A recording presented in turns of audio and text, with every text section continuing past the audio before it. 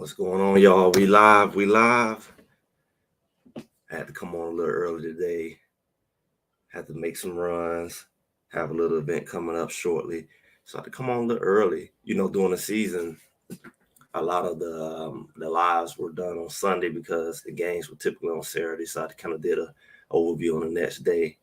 And sometimes when it was on a Friday, we'll kind of jump in on a Saturday and get everything going. But every now and then we have to kind of switch it up. Things happen, but I definitely want to make sure I do my live for the week. If you all kind of pay attention to the flow of things, we typically look at like some of the discussions we had early in the week and then live and kind of summarize it. Like that's what we do in the season. That's also what we do during the my volume is good. That's what we do during the season, and that's what we do, in off season as well. So I understand it's a little early. A lot of people probably still sleep, but I know some people gonna jump on. Some people gonna catch the replay. But I just appreciate y'all stopping through. You look at the topic here, right? For people who kind of follow the Colorado Buffaloes, they follow, this channel. We kind of get into the nuances of the psychology of like what's going on with the team. And I think one of the biggest things that you'll see, how Colorado works basically. You got the whole excitement factor, you got Coach Prime, you got the whole well-off component, and a lot of times people are moved by a lot of stuff outside of football because of what Colorado has right now with the media and the reach the people well off. You got a lot of things going on, so it allows you to connect on an emotional level more so than just on football. So a lot of people who follow Colorado is not purely based off of football IQ. It's not fully based off of the X's and O's, but a lot of it is just like really emotion. And we get accused of being super fans and not being realistic and not really, having a lot of people in the fan base who've really been following football or following college football, to say the least. And that may be the case, but that's not all. I mean, clearly, Coach Prime is a football guy. He's been in the NFL. So a lot of people follow him, been following him for years, which means they've been following football. But at the same time, his charisma, his personality, and his life outside of football and in the media and commercials and all of that, that allows him to connect with the typical non-football fan. So it's good for football. It's good for Colorado. But, I think when those two worlds come together, it's like a clash. And that's why came with the title. Honestly, a lot of people wonder where the titles come from. Is it like a twist? Is it a bait? But the reality is, do you still believe? The theme last year was I believe and all that. The belief thing. And Coach Prime, honestly, he brought that from really way back in his days with Truth, and he had it at Jackson State, and now he has it at Colorado with the whole I believe thing. So honestly, that's a good angle for it all because when you look at it, you got the right to choose what you believe and what you don't believe at the end of the day. And it's like you got to decide what it's based on. And I know with Colorado, we, people who follow, channels like this, we get into the nuances of the team, the roster, what they're going to look like, and then we also got to think about last year since we got a year under our belt. Last year, we didn't have anything under our belt. We just had hope, and like Coach Prime said, last year was about hope. Now you got to live up to it, because a lot of people was excited just off of never having excitement in that program. Plus, people who follow Coach Prime, he's a good motivator. You seen what he did at Jackson State, so you figure, hey, he'll man his word. But it was a whole nother level. So when you really look at it, you really didn't know what to expect. You just can go off of what he said, and that's it. And I think the biggest thing that people struggled with last year is the fact that they didn't really know. It was like, I mean, what else do you have? Fantasy. I mean, you knew it wasn't going to be the same team. You knew it was a different coach, different players, so you knew it was going to be better. You just didn't know how much, and you really didn't know the competition, especially if you came over with him from Jackson State or whatever, and you wasn't a original Colorado fan, you didn't know what was the landscape of Colorado. I mean, not Colorado, Pac-12, and it's really identical because last year, and this year is similar because 2 years in a row you got new everything and you in a new conference. So same thing now. It's like we're trying to figure out the landscape of the Big 12. Honestly, we're going into the Big 12 and we're trying to figure out who's going to be the challenges, who and all of that. What's going on? Jen is last year they wrote check. This year they better cash in. Hope it don't bounce. And that's really honestly, let's be honest. That wasn't the attitude last year. But now you got something compared to. It's the reality check. And like she said, I believed you last year. You didn't do it, and it threw a lot of people off. It lost some fans. Some people got mad. Maybe they did some betting, and it didn't quite go right. Honestly, or they just stepped out there publicly and just especially the people who jumped in and really got excited. And I remember I got on Facebook. What's going on, Raheem? Appreciate y'all joining me a little early today. I know I'm early, so appreciate y'all jumping in. But last year I had like friends on Facebook, and they like Coach Prime this and Colorado that. I thought I was the only. I know that's like naive, but I'm like I didn't hear nobody talking about Colorado. We doing these videos about 3 games in, boy, that bandwagon took off. And I mean, it's typical, but that thing took off. Everybody was posting stuff. I ain't never seen these people saying that about Coach Prime. Now I know people, especially in Atlanta, support Coach Prime. But I was like, what is going on? Like that bandwagon thing was for real. I mean, that press, what's going on, KC? And I was like, what's going on? And so that bandwagon thing is real. Like they consider us bandwagon for coming over with him because we weren't the original Colorado people. That's fine. But that's a different kind of bandwagon when and that kind of bandwagon person ain't here right now. Once they lost a game or two and it no longer was the it thing to talk about and be a part of, them people's gone. And it's like, I don't know if I can say these kind of people ever believe in Colorado, but I'm really talking about, do you still believe people follow these type of channels, in my channel in particular, in this case, like these are people who really support Colorado or they support Coach Prime in Colorado, honestly. And what happens is, we kind of, follow the scene. We know a little more than the average person about Colorado. And so what I've been seeing and hearing, like the predictions are a lot different this year. Like, I don't know, people's on cloud nine, people who really knew Colorado, we didn't really have nothing to measure but against each other, So a lot of people are like, yeah, the defensive line was killing the offensive line last year. Little did we know they were just the worst line in college football, and our defensive line wasn't hitting on nothing, but it's the best against the worst. So it's like that skepticism. Yeah, I mean, hey, once they got their money train, once they saw, oh, no more money here, then and it's more press. It's more press. So more press, of course, is gonna bring more people. I understand that, and they come with it. But I think the biggest thing is when you look at people this go around, man, they're a lot more skeptical. I mean, from the predictions, like I'm gonna be real, which I've said several times, y'all who here know that wasn't a 4-18. It wasn't, and that's what really gets on my nerves about last year. How people, you're gonna make your projection off of last year, make it correct. There wasn't a 4-18 talent wise. They may have been a 4-18 execution wise, but I think that at the very least, I mean, like they should have definitely made a bowl game, But hey, I don't know if they could have made it where they was all injured up.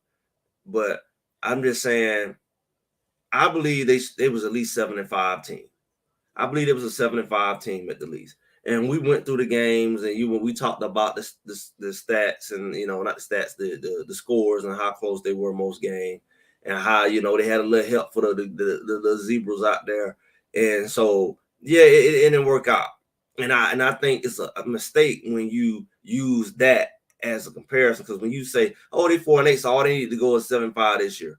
No, that's if you're looking at logic. That's if you're looking at stair step or progression. But really, they were a 7-5 team last year. So for the talent that they have, and the transition is about to happen from a lot of their senior players who go into the NFL and stuff like that. They really got to be a lot better than 7-5 for me. I don't know about y'all. Y'all let me know, but it got to be a lot better than 75 because, especially in the Big 12, like it's not like they're going 7-5 in the SEC. So it's like for success to me, I wouldn't go below. I really wouldn't go.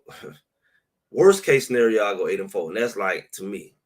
Just looking at losing 4 games, like who are you losing 4 games to? Unless you're losing some games to people you're supposed to lose to. Like that conference is decent, but let's look back at the Pac-12. Outside of Washington and Oregon, those were juggernauts in the conference. Everybody else was kind of beating on each other, right? If you lost a couple more games out and you didn't play Washington, why should you lose 5 games? Let's just be real. They really should have beat Arizona. They really should have beat Stanford. They really beat Utah. You know, because you can debate, USC let off the gas, they let off their gas, and they came back on just like Stanford came back on. Except, it wasn't busted plays. They were actually making plays.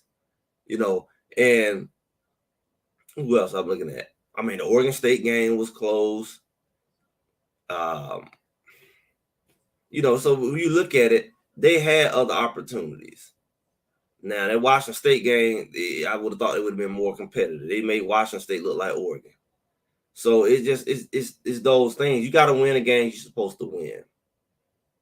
And that just makes sense. So I don't see them as a 4-8 team. They talent-wise, even with their raggedy line, they're supposed to win more. So if I'm going to use this year as a prediction, I can't say, well, last year they won 4-8, so they need to go 7-5. Yeah, they better go, but that's not a winning season. Lack of depth, chemistry built, and buy-in amongst coaches hurt the team. Should have won at least 7. Exactly. At least 7. Because you can't tell me with the schedule they had last year that it should have been 5 teams to beat them. I mean, you knew Oregon was going to be a challenge. You knew USC was going to be a challenge. And let's say you gave up a couple more losses. You shouldn't have lost no more than 4-5 games, period. So everything outside of that is an ultimate fail. Shout out to Buff fan night since 1974. So you know more about the nuances of this team. And you probably can tell us, this thing is not new, man. They've been going through an up and down thing. A lot of programs do, but Colorado's been going through the up and down thing. It is normal. I mean, Jackson State went through it too. Going through it now, really. So it's very few teams that's like an Alabama and a Georgia that's on a consistent rise. Well, they be a championship team one year and then they, 4-8 the next year. Like it's a lot of hills and valleys. Most teams don't go through that. I mean, most teams do go through that. Very few teams don't. And those are elite programs who are pretty consistent, like the Michigans and Ohio, different teams. So I'm not knocking that. But when you look at what Colorado is going, a lot of people are starting to compare this line. I think it's paranoia because it's like people are excited to get these boys, and now they're like, well, they said that last year when Savion Washington came in, he only gave up 1 sack. He did so good against the SEC. But you're not using logic, using emotion. Because did not Savion hurt his ankle in the beginning of the season? He never recovered. So we really haven't even seen a fully healthy Savion. And he played, they say he really should have been out the rest of the season, the level of injury he had. He was hobbling on his feet. Does that mean he wasn't a good lineman? A lot of people are writing off Savion right now, Savion Washington, because they talked about how he was giving up sacks. But he was giving up less sacks even when he was hurt. It's just that when he ran against some real talent, they could actually move. He couldn't move to get and block him on the edge. So he got to redeem himself. A lot of people automatically benching him for a Benson or whatever.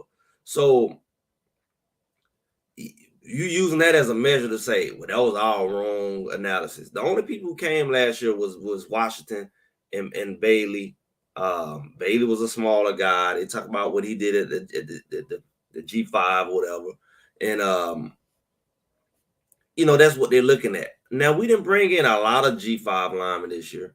I mean, we brought them from lower, I know we got from Connecticut. We also brought in from UTEP. So we got a couple linemen that have to prove themselves. But they graded pretty high. I know Mayers is graded pretty high on the transfer. So a lot of people, everything you see now, people are like, well, you gotta wait and see. I don't trust the numbers. It really created some trust issues. I'm gonna be real with you. A lot of people really are questioning everything. And it's my opinion, it has a lot to do with the turnout last year, not real logic. It's like it was emotion last year and it's emotion this year, just on the opposite end. And it's not like a fair comparison because it's not the same. You said he came from was it Johnson? Was it Johnson? Or was it Benson? Benson came from Indiana and his stats, and you look at his saying, okay, that's fair. That's fair, right? But he still gotta outdo Savion, right? With an injured Savion, Savion did better. And Savion's a big guy. So we can't write Savion off if it was a fail because he was hurt. But then when you look at Johnson came from Houston, okay, well, that's Houston. Everything is a pessimistic outlook right now. So we just got to be real. We just got to be real with this thing. Let me say, last season was more successful than people really understood, even with OC and the referees working against them. You saying a mouthful. You said a mouthful. I mean, we know they covered it up as long as they could. We saw the issues going on in that camp with OC. It is what it is, and it came out, and he gone. So we know, stuff trickling out. They've been politically correct, but we know that OC played a lot to do with. If it wasn't just his decision making, it was his. It was a divided team. Like, who you gonna listen to, him or the head coach? It was weird. So, and it clearly they were bumping heads, and they was very diplomatic about the exit. But hey, it is what it is. Washington will be the comeback player of the year. Washington gonna be the man. I'm thinking. I'm just looking at him. Washington he don't say much. He's serious. He a big old dude, man. Washington ain't just a 6'6" dude. Like Washington, them boy, him and Tank was huge. 6'10", 6'9", 6'8", whatever. They give him a couple inches. But I'm saying that's a big old dude. Long arms. I think he's training with Matt out there with the lineman. And he just real quiet under the radar. And everybody think, oh, we just gonna bump all these boys. It's good. Competition is good. Coach Prime said competition is good. They didn't have that last year. They didn't have the depth last year. That's why he had to play. They had injuries, and then you had Tyler Brown didn't get to play, and Connor got hurt. They had depth issues. And see, Connor is coming back this year. A lot of people writing him off. He's supposed to have been, I think he came from Florida.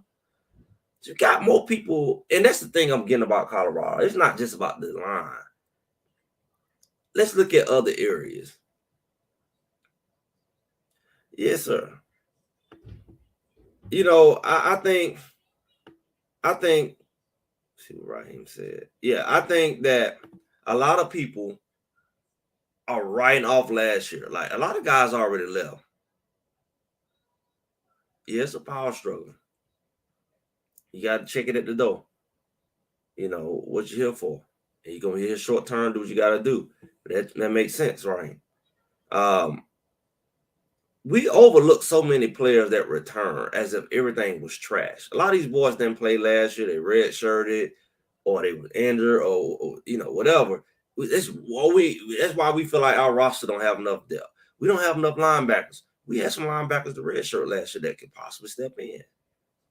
Victory Johnson. People like that. Oh, we don't have no linebackers. I know you want depth, but you just gonna write off people who are here. You're gonna say, "Oh, we have no D-line interior," but I'm gonna write off, O'Neal. I'm gonna write off Wallace. I'm gonna write off the people who are there. We need some more edge rushers. I'm gonna write off, Arden Walker. Mans. People who kind of stepped up at the end of the season last year who were young. We act like there's no such thing as growth and progress. We act as if there's no way that like every other program who bring in freshmen and people and that they get to be in the system for a year or two, that they're the future of the program.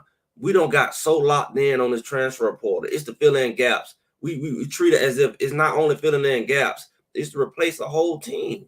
And it's like these boys were recruited last year. Someone was young and they had a lot of upside and they didn't play last year for whatever reason. But they got a full off season And we act like, oh, we got to get everything out the transfer portal. It's like everything last year was bad. It's not realistic.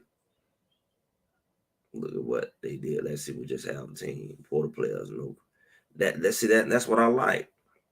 That's the perspective I have, because it's like, and you know why I think people have an issue with that? It's because they have a flawed perspective of the season. Because you got to think about it.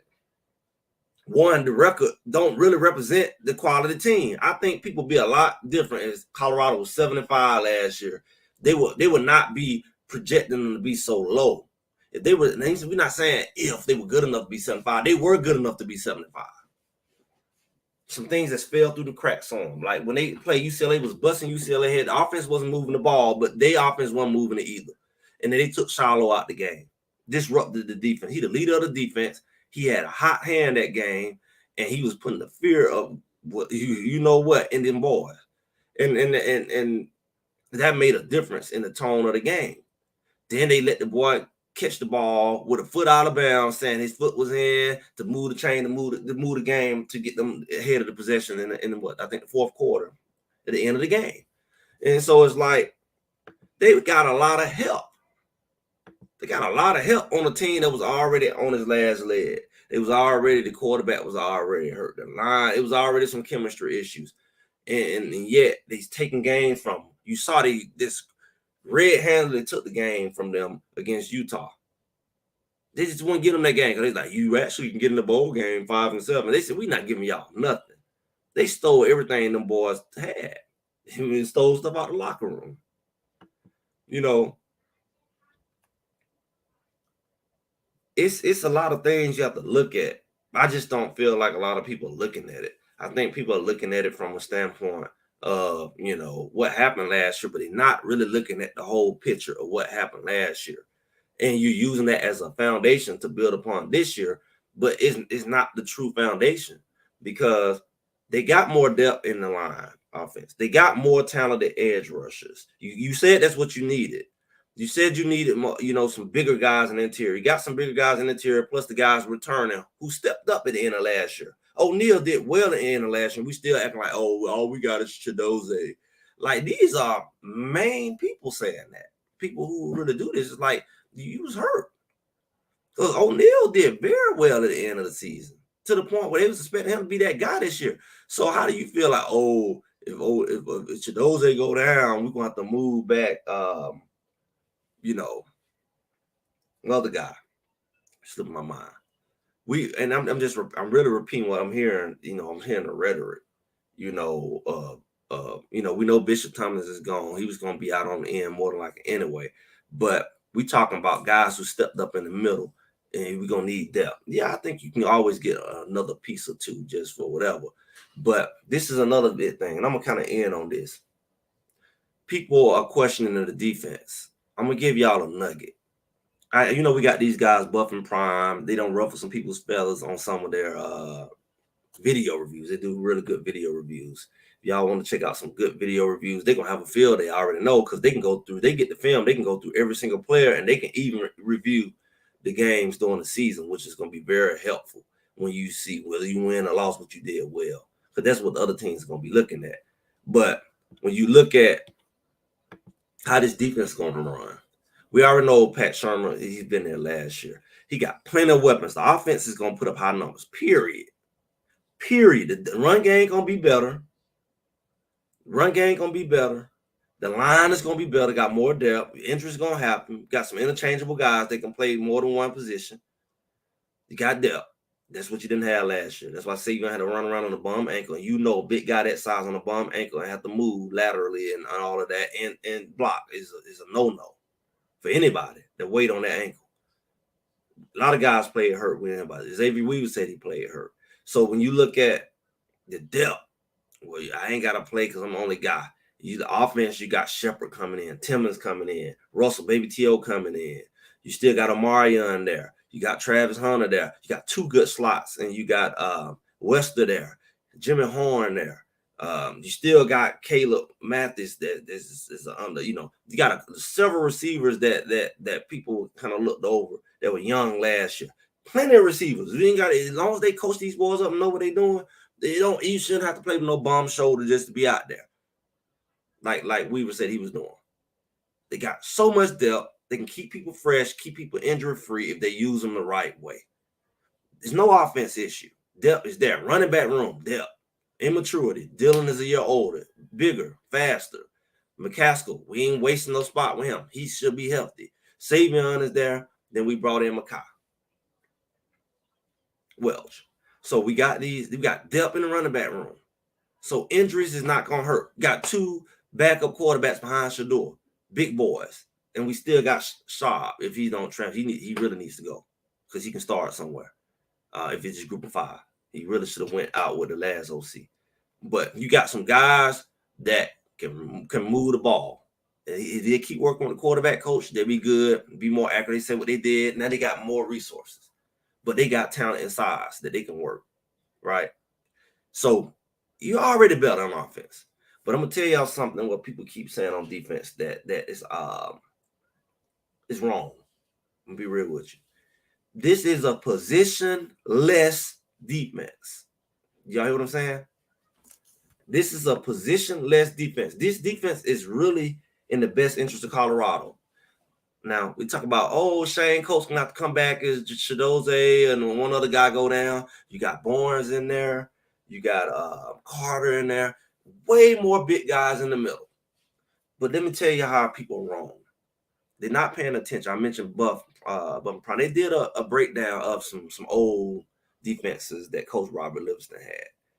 And a lot of people may miss that because that was kind of early on when they kind of started moving. A positionless defense, you don't know who's what. I can be a linebacker and line up as a nose guard. I can be a linebacker and line up as a tackle, an end, an edge rusher. All of these things you got to consider. I can be a tackle and line up, as an end, and vice versa. So the fact that we don't have all of these guys that y'all say because we need depth at each individual position, not really, because the positions are interchangeable based off of the scheme. We need more linebackers, not necessarily because you got some really good hard hitting safeties. They can actually line up as linebacker. A lot of guys I said should convert linebacker, they actually line up as a linebacker, but really you don't know if they're the linebacker or they dropping into coverage. So now you can put Wade. People say Wade need to move the inside. Wade can line up at inside and actually be an end in this game. Are y'all following this? Wade can line up as an edge rusher and actually be a linebacker in this game. Everybody can be standing up. And they don't know who what, because everybody's standing up. That's what Shador ran into. You see and all them, that's what they was doing, but on a whole nother level. So our depth issue don't even matter. We can have 4 safeties on the field and they don't even know it. I'm telling you. Make sure y'all, because I see a lot of big channels missing this. We still need these pieces. Not necessarily. Because you can have, they say, I don't know who's going to start. Slusher, a High, a Silman Craig. They all could be on the field at one time. You don't know what position they in. And depending on it's third and whatever, you can have all secondary in there. And they can line up on the line, blitz. Some of them can drop into coverage. So, are y'all following what I'm saying? This is the perfect defense for our situation, and the depth issue don't matter because he can put 4 safeties out there, and they're not lined up as safeties. They in the box. It can have 7 people on the line. So our line issue ain't nothing. He can put 4 edge rushers in there at the same time. You really want to get out the people, and they about to pass. If he really know what he's doing and know the situations, and they pay attention to film, you can have your best edge rushers all in there one time on the defense. You can't do that in a standard defense because they got to put their hand down. The guard gonna pin their ears back on them, but they don't really know who's doing what. You can put a linebacker in there, safety in there. He can blitz or drop back in the coverage and pick the ball off on them drag routes. Them drag routes is not gonna work on this defense. Mark my word, because they don't know who is what. They can line up all the way on the inside. They can be over the center and drop into coverage into the flats on the snap. This guy gonna be dangerous, man. This guy's gonna be dangerous. That's appreciate it. These guys, just all this, oh, we need another linebacker. Man, you can have that one linebacker in there, bring in Stoudemire in, who's a safety, have him line up as a linebacker. Now you got an extra safety in there. You ain't got to do the Trevor Woods crap. You know Stoudemire come up and hit. He big enough, he tall, and he can cover. You can bring all these guys in. You can bring in the Travis Jays. He big enough. You can use them. You can use them where you need to use them. Red zone. We ain't got to have a little bitty Cameron Simon Craig on the goal line. For what? You're not using your pieces smartly. It's a lot of things that you got to know. That's why people say, I got to see the defense. I'm telling you the defense right now. The type of defense that we're running right now, it's going to be a problem for other teams. And the fact that our offense is going to score so much, the defense ain't got to do nothing. Just keep teams below 21. 14 even better. Do y'all not understand? They ain't got to be a lockdown defense. If they just keep teams 21 and down, Colorado going to win at least 10 out of them 12 games. I'm telling you, that's why I'm predicting them 10-2 at the worst. If that defense, who's going to be confusing, flying all over the place, they already was ball hawks on a horrible defensive scheme. They were picking balls off left and right, knocking people's helmets off. What you think they're going to do when they don't know what scheme they're in? What you think Charlotte going to do when they don't know if he blitzing or if he going to drop in the coverage? What you think? You seen when we came back on USC, when you had Cooper come in and knock the blocks off of Caden Williams. That's what shook them at the end. They didn't know what we was gonna do. We thought we had finally turned the curve when they started blitzing and stuff. That's how we was able to come back. Kamani got that pick. They called it wasn't no pick on the sideline. That's how we came back on USC. USC had no answer for our defense. We started sacking. We started pressuring Caleb Williams. People they took their foot off the gas. For what game did you watch? That defense was tearing Caleb Williams up that second half because they figured them out. And then it just so worked out because the defense had stepped up and the offense stepped on the gas. It wasn't like Stanford when our defense just broke down. We the one who took our foot off the gas. We the one who took our foot off the gas. That was not, I don't know what game you watching. USC, that is not what happened. USC did not take their foot off the gas. Colorado stepped on the gas. And they get what? USC could not stop them. They just ran out of time. They lucky the 2-minute warning stuff went in place. They was about one time out away from drowning. They was really just gonna they was shook. They was shook. It wasn't no took your foot off the gas. Stanford didn't shake us. We just broke down. Couldn't stop the drag route. But when we came back against USC, both sides of the ball was working. Yeah, that Wester guy, man, he's a smart guy, man. He's a smart guy. He has a nose for the ball. Now watch what now let's use what I just said. You got Wester in there as the linebacker. He got a nose for the ball. He can snuff out the run. He's not the biggest guy. You bring in a guy whose body size, and let's say you bring Stoudemire down, he's a safety, but he in the box and he can blitz. You know Stoudemire's a sure tackler. That's the best thing they could have did is move him to safety, but really he's gonna be an outside linebacker because they're gonna bring that safety down in that box and he gonna help with run support. Then you got Slush out there who's really good with run support. And see, you can't pick on somebody when you don't know what they're going to do. You're gambling.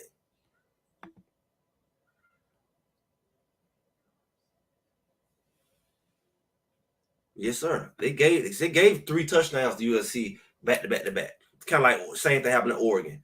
We put ourselves in situations because the defense would just give up things. Special teams was getting punts blocked or shanking punts, getting field goals blocked. You put yourself in a position like that. You think the special teams gonna be like that again? You got another thing coming. But I'm talking about you can't pin your ears back against a slusher and say, oh, he's not the best coverage guy. When you don't know if he's going to be in coverage or not. When you don't know if he's going to be blitzing, or you don't know if he's going to fake a blitz and drop into the flats. And you can't pick on a guy when you don't know what he's gonna do. You can't say, "Oh, Shane Coates is in the game. Oh, we're gonna run his way if he's gonna do a twist and a linebacker coming that way." You can't pick on people. This defense is designed where you can't.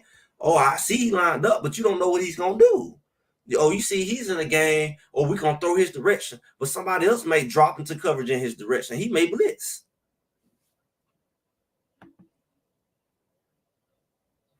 Oh yeah, this young boy, he's gonna be a top. He young, man. He got another couple years.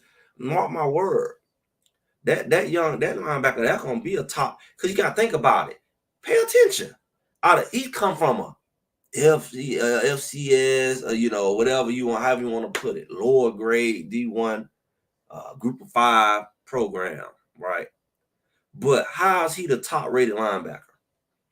They got a picture of the guy that transferred to Georgia, or transferred from Georgia. Like all them other linebackers that's on that list, top Power 5 programs. He #1 on the list, but he in the picture on there. They're telling you he's a better linebacker than all them top linebackers who was transferring that year. How? How is that the case? Because he played against lower competition? Man, that boy has some football IQ out of this world. And the best thing he could do is come to Colorado because they're going to have to put some respect on his name.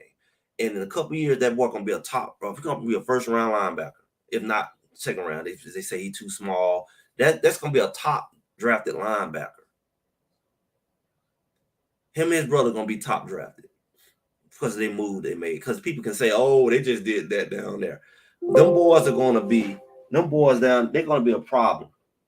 But when you got somebody like Wester and you don't know what he's going to do, it's going to be a problem. Because you can't key in on Wester. Wester only 220, and that would be good. That would be being nice. He ain't even that. But if he get to 220, he's going to be a problem. I say he ain't no more than 210, 215. But he don't have to be because he know how to position his body. He know how to duck up on the blockers. He know how to use his hands. He know how to take the right angles. Yeah, he's just not as big as London, and he just ain't got a name yet. Yes, so hit that like button. Make sure y'all hit that like button. And if you here, if you haven't subscribed, make sure you subscribe. Appreciate that, Kurt. Look at him. We're going to talk more about this because I know we're not going to see them well off. So like I told y'all in other videos, go ahead, get your mind right. They're going to be playing around in the background. We're going to be mad. They're not showing us nothing. They're not going to show us nothing. We want to sneak up on people this year. We don't show our schemes, nothing. Once this season start, then people going to not know what hit them. They're going to beat the mess out of North Dakota. Greg said it. That it's going to be a different kind of hype. Last year was the TCU hype. Last year it was they beat Nebraska. We expect them to beat them. Okay, we expect them to beat CSU. Okay, let's see what they do against Oregon. See USC. But the hype was there. They're gonna beat the mess. And that's gonna be the measurement. North Dakota's a good team. They're a top tier, FBS school, FCS school, and it be, we should win by 2 touchdowns. They gonna slaughter North Dakota. And that's when people gonna be like, oh, Colorado's different. Colorado's different. There's no way North Dakota gonna be ready for that scheme that Livingston got. There's no way they're gonna be able to handle, the Shadoze. They're not gonna handle him. Oh, they got big linemen too. They're just gonna be just like y'all said about Bailey and Washington coming from Group of 5. They're not gonna be able to handle Livingston. Even Green might show up because y'all dogging Green out so bad. Green gonna that's the best thing could happen to Green, AJ Green. Everybody been looking at his not BJ, it's BJ Green. Yeah, BJ Green. They talking about his motor. Oh, he said, I'm gonna show y'all. You're gonna make him step his game up too. Oh, y'all don't think I'm good? I'm gonna show y'all. You gonna have them edge rushers. They gonna tear North Dakota rear end off. Shador gonna put up same type of number. He's gonna throw about 5 touchdowns. It's gonna be a coming out part of Colorado. Mark it. Greg said it. Ain't no hiding from it. Ain't no hiding from it. They gonna tear a new one and they gonna be like, they gonna halfway be like, well, it's only North Dakota, but they gonna halfway have to realize, are we underestimating Colorado? Because we expect it to be a close game because they supposed to just be a little better. Vegas probably gonna say, by 10 points or something like that. They're gonna beat them by like 30, 40 points. And they're gonna be like, oh, shucks. Okay, let's see what they do against Nebraska. That's what we're gonna see. Because I'm telling y'all, there's no way North Dakota's gonna keep up with this defense. This defense is gonna be like kamikaze. People coming from everywhere. And with the talent we have, lie on them like Silver Craig made the comment. I agree. Silver Craig made the comment. It just allows to play football. They letting you know them boys gonna be flying around like nobody business. And one thing that strength that we haven't seen about Colorado, people don't know. When you allow Shiloh to fly around, you think he hitting people. Like at Jackson State, you allow Silver Craig to fly around when he gets to not just sit in the back. He can come down in that box. You think he's disruptive. Silver Craig, you think Slusher is disruptive until you let him loose and let him blitz. And you don't know if he blitzing the cover. Don't just let him sit back and pick you apart. Oh, we see his weakness. He's not a good coverage guy. You're going to have a problem when you don't know he covering or he blitzing. I'm telling you now. See, we didn't play to our strengths. Man, they're gonna jump out there so bad on North Dakota. Because people, it's two things. I'm gonna end with this because we can go all day. We can go all day. And we got time.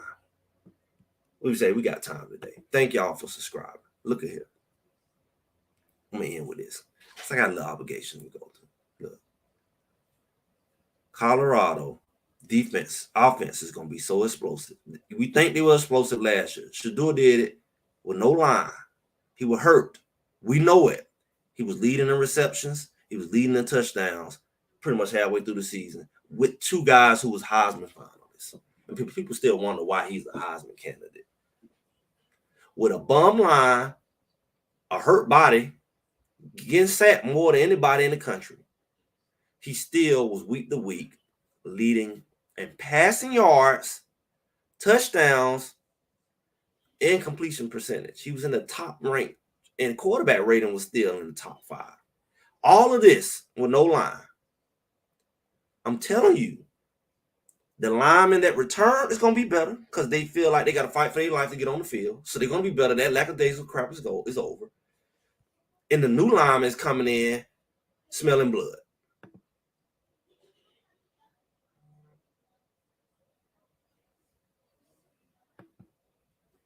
5-7 what? This season? Okay. Well, you name me the 7 losses they're going to have. And you can't be saying the 17s are better. You can't be saying 7. So they just must gonna lose. That must mean they're gonna be out of sync, injured, and the referees gonna feel they on them to just win 5 games. Because you basically saying North Dakota, Nebraska, unless you're not counting Nebraska, that's 3 games right there. So they only gonna win 2 other games. CSU. So they're not gonna be 7 games lost. That's a fail for Colorado. And it makes what I just said is a waste of time. You're not going to outscore Shador with a better line. You're not going to outscore. They didn't outscore him last year. The defense is not going to give up 40 points a game. The games that they won last year, they barely won. Y'all say they could have lost them too because the defense, it was a shootout because the defense was giving up big plays, and then they'll buckle down to just win the game. This defense is not designed to give up the big play. This defense is not designed to make a lot of mistakes. This defense is designed to make the other team make more mistakes. They're going to have double the interceptions because the quarterback's not going to be able to read. These young quarterbacks are going to have a problem. I don't care what the coach in their ear is going to confuse them more because they got to be seeing all these guys moving around, all of them standing up on the line. He's not going to know who to tackle, who to guard, who to end, who the linebacker. That y'all not what? Where my football people at? This defense is not an execution thing. I mean, it is an execution thing, depending on, the coverage they're trying to, execute. But it's going to put the offense in more of a challenge to execute. 7 linemen, guys. 7 people in the box with 5 linemen. it's an execution nightmare because you don't know who gonna pick up the block. You don't know who's in coverage. So execution of what? The offense gonna execute. It's just no way they're not gonna execute. They got veteran receivers. The running back was there last year. The line, unless we're gonna say the line that's gonna be just as sorry. I don't see Jordan Seaton not being able to block. I don't see Mays not being able to block. I just don't see that. So execution, we got to be talking about defense. And the way the defense is designed, their weaknesses are easily disguised because you can't sort somebody out. He's going to allow no foolishness if he is. We lost 3 games last year with poor clock management. Well, guess what? Both DC, OC gone. See, that's why we said we forgetting. They gone. The people who were calling the plays, yeah, we got some of the same analysts, and even that's changing because the analysts don't control the clock. The time management is the OC and the DC. We got 2 NFL clock management. One of the issue when Sherman was when Sherman came in. I think he came in at UCLA. I think it was a challenge when he was transitioning. They also had injuries, galore. But I think that first game Schumer came in, I think that's when they had that issue at UCLA where they didn't run the clock right and they punted and let them score right before halftime. I think that might have been his first game back, or maybe that was, if I'm not mistaken, either that was his first game or that was old boy's last game. It could be either or. I'm trying to remember off top. But yeah, we lost 3 games, but I guarantee you, Jen, those same 3 games that we lost off of clock management, the referees helped too. like if we say UCLA was a clock management, which it was, we also had them take Shiloh out the game and put his elbow to the chest of a guy as he tackled him. So how do you not factor that? He caused 2 fumbles. He took their soul. By the fact they pretty much knew if anybody caught the ball that game, their head gonna get rocked. Everybody, he knocked 2-3 receivers out the game. And they turned around and got him for targeting with an elbow to the chest. Didn't even lead with his head. Didn't even hit him in the head. His bottom of his helmet might have scraped the bottom of the face mask. And they took him out the game. And they were so emotionally, whatever, they were already short-staffed. They're already going through stuff behind the scenes. He having a game of his life. He just had like a mediocre game the week before. He came back with a vengeance. The team was rallying behind him. Other players started. Even Ward came up and knocked somebody block off. It was getting dangerous. This all before halftime. They took him out. Hey Harold, I'll put your bets on them too. I just gave y'all what I think gonna happen, and why you should believe, because it just don't make sense to me. They're not gonna outscore Shador in his last year. He's more experienced. He got NFL receivers. Shepard is gonna be even better than Xavier Weaver, and he got Wester. He got Shepard and Wester, and he still have Travis Hunter, and he got a mature Amarion Miller. He still got Timmons and Baby Till. He got weapons galore. Only a fool can misuse that. Them weapons. He's not keep them fresh and keep them injury free because he can move them in and out, and they're all game breaking guys. Running back room gonna sneak up on people. Running back room gonna sneak up on a lot of people. I'm telling you that now. So the offense is strong. They got depth. They got at least 2 deep at every position on the line. Some interchangeable guys. They're gonna be better. The scheme is gonna be more fitting to who they got. They're going to run the ball more and not put these guys in the 70-80% pass so you can keep defense on their heels. So the clock management going to be better right there alone. You get up ahead, you get up on a team, you should better run the ball this year with them because a lot of them linemen they got, if you pay attention, they're better run blockers. They say Benson is a better run blocker than pass blocker. So guess what? use him and Savion. When you in the goal line, put Benson in. If he a better run blocker, put Benson in. You in the red zone, put Benson in. Use them both. Let them not get worn out. It's a long season. See, that's another thing. Talking about clock management, season management. You got enough depth. Rotate them boys in and out. You do go to the playoff. You don't want the boys to be barely making it to the last game like this past season. Limping. Should do it. We got to do more to make it to the end of the season. You got to want to playoff. You go to playoff, you might have to play 2 games. So, got to use these guys, keep them healthy. Use the talent. Don't wear the talent down. Have people angry. You ain't using them. Use them pieces, man. Use them on defense. Put Travis J in there. Put Steinmeier in there. Fresh and hungry. Rotate them boys in there. Put Simon Jones in there. Put Mans in there. These little hybrid guys that come in off the edge, but they really outside linebackers. Man, if the coaches, I don't see how Livingston wouldn't with over a decade in the NFL. If you know how to use them pieces and rotate them boys in and out, keep them fresh, there's no way, guys. There's no way they 5-7. They weren't even 5-7. I mean, they was 5-7 with that Utah game that was stole. There's no way that we can say that Pac-12 it was last year was worse than this group this year, than the Big 12 this year. Everybody keeps saying Pac-12. Pac-12 was a juggernaut last year. They were the best conference. They had 8 out of the 12 teams were ranked most of the season.